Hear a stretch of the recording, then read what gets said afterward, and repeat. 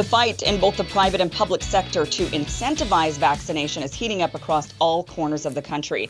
Just this week, Louisiana's largest healthcare provider, Ochsner Health, announced it will raise the healthcare premiums of employees whose spouses or domestic partners are not vaccinated, citing the high cost of COVID-19 treatments.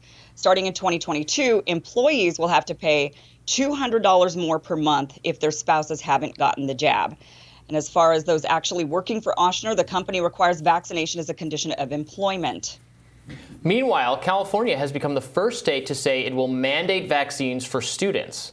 Governor Gavin Newsom announced last week that once the FDA fully approves the jab for kids aged 12 to 15, the state will require that all students in 7th through 12th grade be fully vaccinated if they want to attend in-person school, which that's a lot. Teenagers are not at extreme risk of a negative COVID health outcome. I certainly think they ought to be able to get it if they want to get it. But Kim, you've been very skeptical of a lot of these mandates. I think rightly so. This has to concern you. Yeah, I mean, first of all, when it comes to those teenagers that are going to be mandated, I mean, when you watch the FDA booster discussion that they had a couple of weeks ago, the 8-hour meeting that they had, the doctors over and over, one after the other, said that their biggest concern was the myocarditis amongst younger men, and they made it clear that they don't fully understand the risk there. They don't know if, okay, maybe we should switch to just one dose for them, or do they really need a dose at all? Definitely, we don't want them to have boosters because we don't know how this is going to affect them. So they're still extremely unclear. Now, I know that this is something that Gavin Newsom says will happen once it's fully FDA approved, but there's a lot of questions regarding that, since the chief and the deputy chief who were in charge of vaccines for the FDA both resigned in protest without really fully being able to tell us exactly why they resigned. Excuse me. But, so I just don't think that this is. Plus, we know it wears off. I mean, the New York Times just did a whole piece on this yesterday saying it wears off. So are they going to be mandated every 6 months? Well, how's this going to work? Wears off can be misinterpreted. What they mean by wears off is it becomes slightly less effective. It doesn't. I think when some people hear wears off, they hear that it's no longer effective at all. But instead, what they say is it moves from the 80s or the 90s down to the 70s, and we don't know what its effectiveness is going to be a year or 2 years from now, because it's a brand new thing. But I think for people on the left, even ones who are 100% supportive of vaccine mandates, should be extremely skeptical of allowing insurance companies to start trying to drive policy by fiddling with those prices. One of the centerpieces of the Affordable Care Act was that within the exchanges, you couldn't discriminate against people with pre-existing conditions. Democrats have spent every cycle since then, warning that Republicans are going to come in and they're going to overturn that if they get a chance. And that flows from the same idea. That if you just simply left insurance companies entirely to the market, then they're going to look at your health profile, birth to now, top to bottom, and if you had cancer when you were eight years old and you recovered from it, well, that's risky. You might relapse, or it might come back. So therefore, that's going to be $15,000 a month for you. Right, and the concern of having an entirely government-run system also, there's a almost similar thing where then is the government going to say, well, you can't do X, Y, and Z because those are unhealthy and that's going to raise the cost for everyone, or you have to get vaccinated because that's our thinking currently, even very young kids who probably certainly don't have the necessity to get vaccinated that older Americans do. Right. And do we know, are they allowed to still raise the rates a little bit for smokers? Do they do that? And so first of all, there's only a couple million people, 10 or whatever, on the exchanges, and then each insurance industry is, insurance is regulated state by state, though the federal government has set different requirements. I believe that you're allowed a slight variation for smoking. Like you're allowed, though insurers are allowed to make a few adjustments based on age and health. Or I think basically just if you're honest about your smoking habit, right? Don't you have to say how much do you smoke on a right, and drink, and right. Yeah. My guess is your doctor would know, right, by looking at your lungs. But yeah, I'm with you, Ryan, on this, that those of us who are for Medicare for all and who've always been for Medicare for all should be very opposed to any sort of insurance hike based on any sort of behavior or previous condition.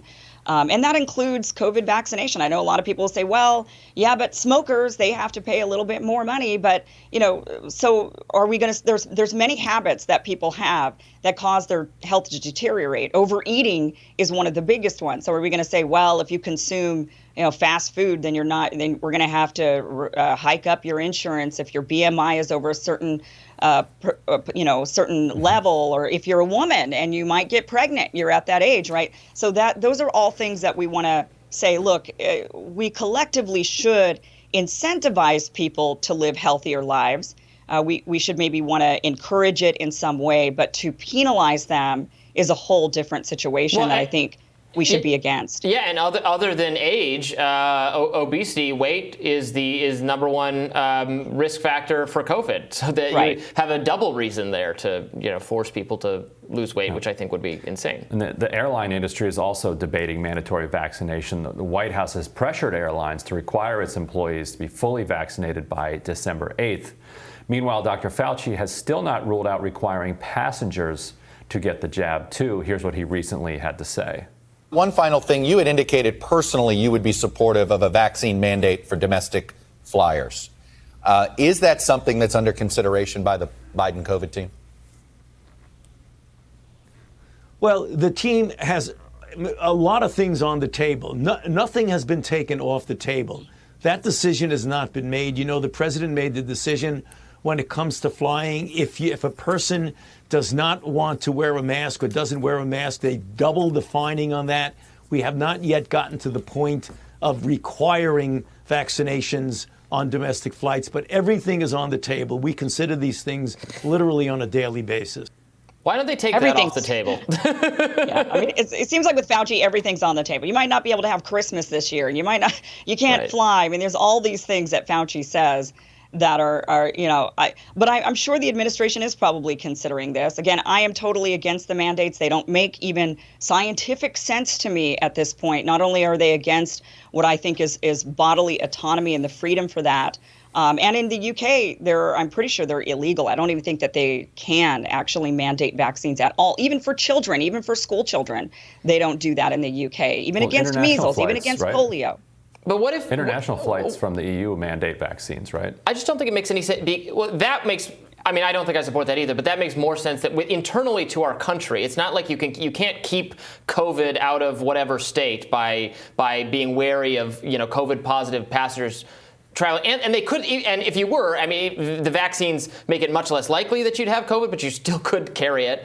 And also, so what if then, so we're not thinking about trade-offs, so then if more people drive to where they're going instead of because they're unvaccinated and get on a plane, there's more car crash. It's a massively, not more than COVID, but it's usually a very leading cause of death. So we don't want to encourage more people to to travel that way.